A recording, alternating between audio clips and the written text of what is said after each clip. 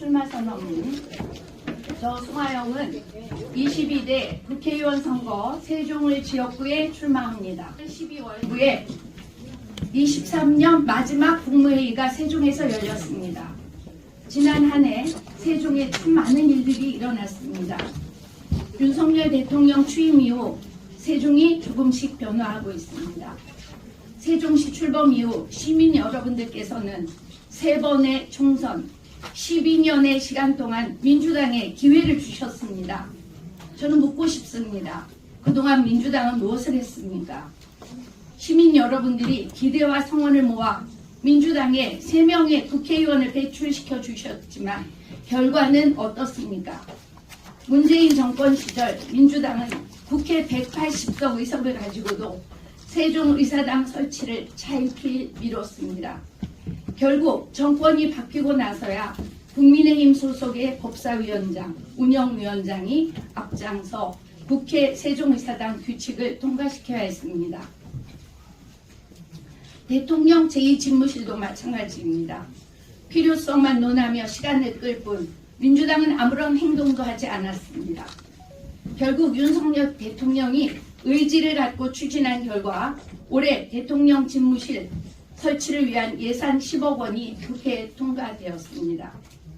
뿐만 아닙니다. 지난해 윤석열 정부는 국립민속박물관의 세종시 이전을 확정하고 올해 61억 원의 예산을 편성했습니다. 국립민속박물관 이전은 민주당이 선거 때마다 공약으로만 외치다 허무하게 저버린 세종시민과의 약속이었습니다. 반면 윤석열 대통령은 후보 시절 국립민속박물관 세종시 이전을 분명하게 약속하셨고 그 약속을 취임 1년 만에 지켜냈습니다. 존경하는 세종시민 여러분, 세종의사당, 대통령 제2집무실 사실 너무나 당연한 파업이었습니다. 민주당 정권 하 국회 180석 의석을 가지고도 민주당은 그 당연한 것조차 어려운 일이라며 미루고 생색내기 바빴습니다. 국민의힘은 그런 단편적인 과제들로 시민과 장난하지 않겠습니다.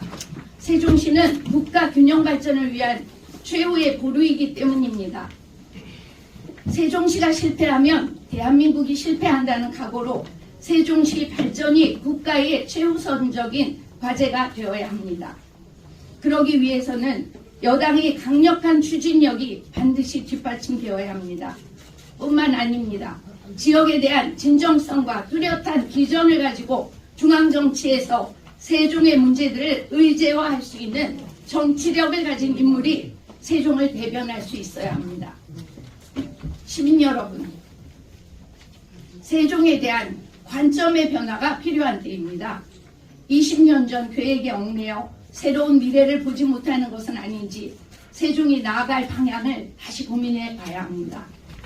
단순히 행정도시라는 프레임에서 벗어나 대한민국 제2수도로서의 청사진을 다시 그려야 합니다. 제2수도가 된다는 것은 경제도, 교통도, 문화도 대한민국 최고 수준의 인프라를 갖추는 것을 의미합니다. 공공기관 하나를 더 유치하고 버스 노선 하나를 더 만드는 것으로는 그 해답을 찾을 수 없습니다. 조치원읍과 면지역에 대해서도 균형 발전이라는 소극적이고 수동적인 관점을 벗어날 때입니다. 행복도시 개발계획을 넘어서는 다양한 도시의 기능을 담기 위해서는 개발 여력이 남아있는 읍면지역의 성장이 반드시 필요합니다. 읍면지역이 성장할 때 세종이 비로소 대한민국 제2수도로 거듭날 수 있습니다. 더 큰 변화, 더 큰 세종을 그리겠습니다. 행복도시 특별회계 20조 시대를 열겠습니다. 세종시 개발을 위한 행복도시법이 제정된 지 어느덧 20년이 지났습니다. 그럼에도 여전히 행복도시 51조는 행복도시 건설을 위한 국가예산 투입액을 2003년 기준 8조 5천억으로 한정하고 있습니다. 세종의사당, 대통령 집무실 등 국가 중추 기능에 대한 건설 계획이 추가되었지만 법 개정 없이는 이를 넘어서는 재정 투입이 불가능한 실정입니다. 세종의 도약을 위해 과감한 예산 투입이 반드시 필요한 이 시점에 20년 전 법조항이 발목을 잡고 있습니다. 사안의 중대성에 불구하고 현재까지 어떤 정치인도 세종시를 대변해 추가 예산을 확보하겠다는 포부를 드러내지 않았습니다. 행복도시법을 전면 개정하여 특별회계 한도액을 23년 기준 20조 규모로 확대하겠습니다. 4조 원 이상의 천문학적 예산이 투입이 예상되는 국회 세종의사당 대통령 제2집무실을 비롯 제2수도로서의 기능을 실현하기 위해서는 안정적 예산 확보가 가장 중요한 과제입니다. 행복도시법 개정을 통한 전폭적 예산 투입으로 세종시 제2 전성기를 만들겠습니다. 행특회계를 통한 읍면지역 투자의 법적 근거도 마련하겠습니다. 현재 행복도시법은 주변지역 지원사업을 규정하고 있지만 생활기반시설 구축 등 최소한의 영역에만 한정하고 있습니다. 제2수도의 기능을 담기 위한 읍면지역 개발을 명문화하겠습니다. 옛 연기군 전체와 북악면, 장군면까지 모든 지역을 아우르는 더 큰 세종을 만들겠습니다.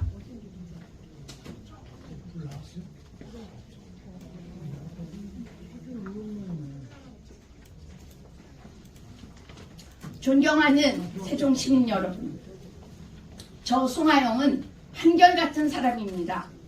세종에서 태어나 서울에서 보낸 대학 시절 외에는 고향이 좋다는 이유로 평생을 세종에서 살았습니다.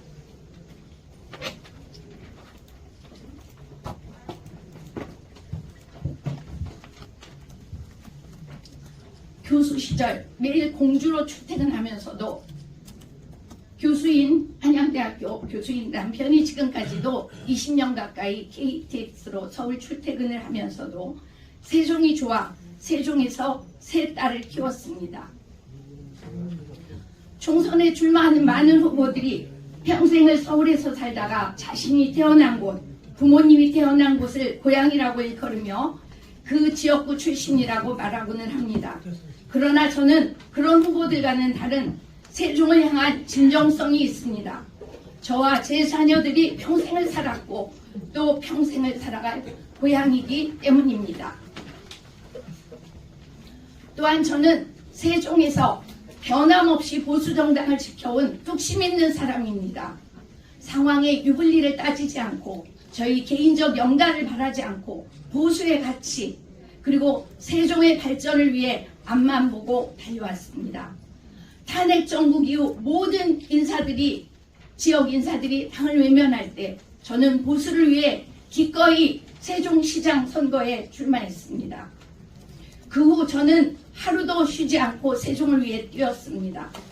지난 대선 과정에서 윤석열 대통령이 처음 세종시를 방문했을 때 대통령 제2집무실 설치를 직접 윤 대통령께 건의하여 공약한 것도 바로 저 송하영이었습니다.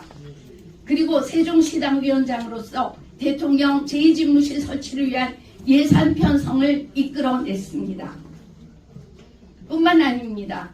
작년 국회 세종의사당 국회규칙 통과가 불확실했던 상황에서 몇 달간 밤낮 없이 위원장실과 국민의힘 소속 위원들을 설득한 끝에 안건 상정을 이끌어낸 사람도 바로 저 송하영이었습니다. 시민 여러분, 지난 몇 년을 돌아봤을 때 행동하는 사람이 누구였습니까? 결과를 만든 사람은 누구였습니까? 세종시와의 약속을 지킨 정당은 누구였습니까? 검증된 정치력, 지역에 대한 진정성, 힘있는 정부, 여당의 일꾼, 저 송하영이 세종을 바꾸겠습니다. 지금 대한민국이 세종을 주목하고 있습니다. 국가 균형 발전은 더 이상 선택이 아닌 국가의 존립이 걸린 필수적 과제입니다. 출산율과 인구 감소, 세종시가 성장해야만 그 실마리, 그 해결의 실마리를 찾을 수 있습니다.